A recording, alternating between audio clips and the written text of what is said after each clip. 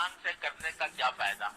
بس اوقات ایسا ہوتا ہے ذکر شروع کیا، اب ذہن کہیں اور چلا گیا، دل کہیں، دماغ کہیں، اور زبان سے ذکر ہو رہا ہے، تو کیا فائدہ اس کا؟ اور ایک کسی نے شعر بھی کہہ دیا کہ بر زبان تسبیح و در دل گاؤ خر، ای چنی تسبیح کیا دارد اثر، کہ زبان پہ تو تسبیح ہے، سبحان اللہ آدمی کہہ رہا ہے، اور دل میں گائے کا اور گدھے کا خیال آ رہا ہے، تو وہ شاعر کہتا ہے کہ ای چنی تسبیح کیا دارد اثر، ایسی تسبیح کیسے فائدہ پہنچائے گی، کیا اثر کرے گی؟ لیکن حضرت کی مولانا مولانا تھانوی قدس اللہ تعالیٰ سرہ نے فرمایا، اللہ تعالیٰ ان کے درجات بلند فرمائے، کہ یہ کہنے والا جو ہے یہ حقیقت سے آگاہ نہیں۔ میں کہتا ہوں کہ بر زباں تسبیح در دل گاؤ خر، ای چنی تسبیح ہم دارد اثر، کہ چاہے زبان یہ ہو کہ زبان پر تسبیح اور دل میں دوسرے خیالات آ رہے ہیں، لیکن یہ تسبیح بھی اثر رکھتی ہے، کم صحیح، لیکن یہ بھی بے اثر نہیں، خالی از فائدہ نہیں۔ اور حضرت گنگوئی قدس اللہ تعالیٰ سرہ کا ارشاد پتہ نہیں ہمارے کتنے بزرگوں نے نقل فرمایا ہے، حضرت گنگوئی رحمۃ اللہ علیہ جو قطب الارشاد، ان کا یہ ارشاد نقل فرمایا ہے، وہ فرماتے تھے کہ اللہ کا ذکر خواہ کتنی ہی بے دھیانی سے ہو، کتنی ہی بے دھیانی سے، بے توجہی سے ہو، یہ خالی اثر نہیں رہتا، یہ رفتہ رفتہ پھر اس وقت بے دھیانی سے ہو رہا ہے، بے توجہی سے ہو رہا ہے، لیکن یہی پھر آگے بڑھ کر اللہ تعالیٰ کے فضل و کرم سے قلب کی توجہ کا رخ بھی موڑتا ہے۔ جو لوگ یہ سمجھ کر کہ زبانی ذکر کرنے سے کیا فائدہ، جب ذکر کو چھوڑ بیٹھتے ہیں یا نہیں کرتے تو وہ کبھی منزل تک نہیں پہنچ سکتے،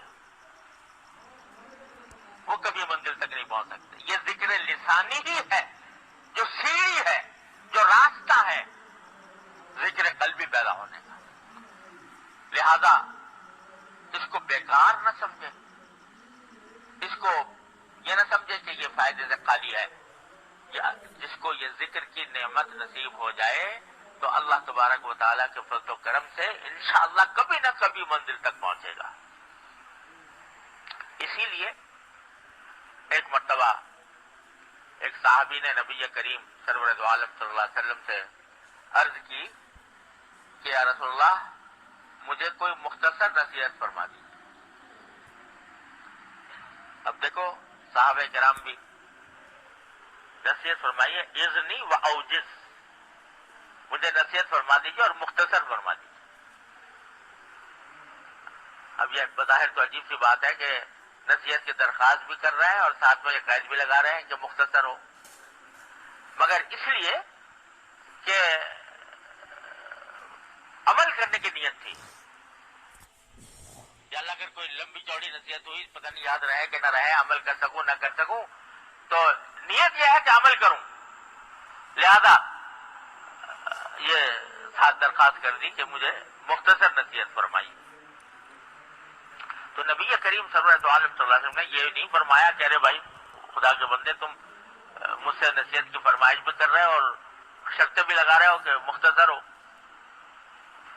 آپ نے قبول فرمایا کہ ٹھیک ہے، اگر تمہیں نصیحت مختصر چاہیے تو مختصر ہی کرتے ہیں۔ کیا فرمایا؟ ان یکون لسانک رطبا بذکر اللہ او کما قال صلی اللہ علیہ وسلم۔ مختصر نصیحت یہ ہے کہ تمہاری زبان اللہ کے ذکر سے تر رہے۔ کیا مانا؟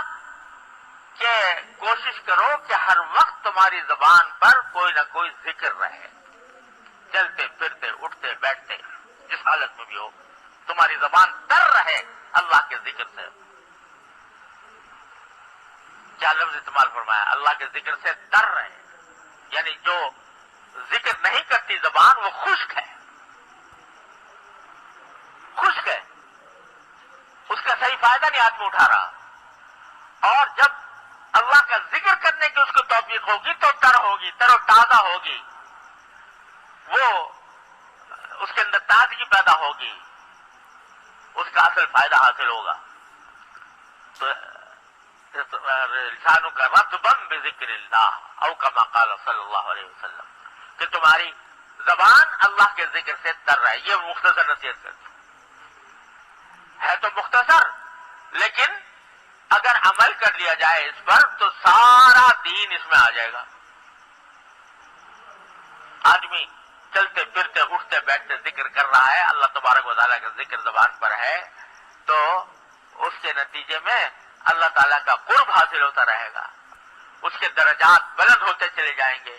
ہمیں نہیں معلوم کس ذکر میں کیا معارف اور حقائق اور کیا اسرار اللہ تبارک و تعالیٰ نے رکھے ہیں.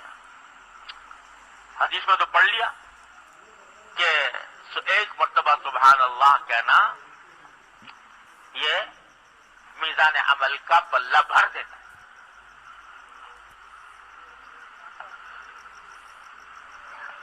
اب کیسے بھر دیتا ہے؟ کیا اس میں راز ہے اس کلمے کے اندر؟ اللہ تعالیٰ ہی بہتر جانتے ہیں.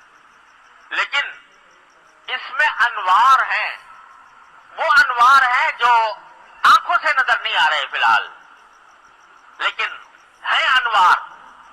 ایسے انوار ہیں جو آدمی یہاں سمجھ نہیں پا رہا. ہمارے حضرت علامہ انور شاہ صاحب کشمیری رحمۃ اللہ علیہ کی بات حضرت والد صاحب رحمۃ اللہ علیہ نقل فرماتے تھے کہ آخرت کی جو بے شمار نعمتیں ہیں، ان نعمتوں میں سے ایک نعمت یہ بھی ہے ہوگی کہ حقائق کے اشیاء منکشف ہو جائیں گی اہل جنت پر. حقیقتیں منکشف ہوں گی، پتہ چلے گا ہر ایک بات کی حقیقت کا. سبحان اللہ کے کلمے میں کیا نور تھا، الحمدللہ میں کیا نور تھا، لا الہ الا اللہ میں کیا نور تھا، کیا انوار و برکات تھے. یہ اسرار وہاں جا کر منکشف ہوں گے. لیکن یہاں یہ ہے کہ سبحان اللہ والحمدللہ ولا الہ الا اللہ واللہ اکبر یہ کلمات زبان پر ہوں تو جتنے زیادہ ہوں گے اتنا ہی اللہ تبارک و تعالی سے قرب بڑھے گا. اللہ تبارک و تعالی سے قرب بڑھے گا. یہ اور جتنا قرب بڑھے گا تو انشاءاللہ ہماری سوچوں کے زاویے تبدیل ہوں گے،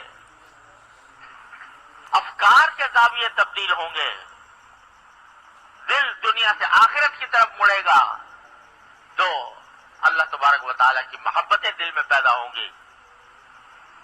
یہ نتائج حاصل ہوں گے، ضرور ہوں گے انشاءاللہ، لیکن کرنا والا چاہیے.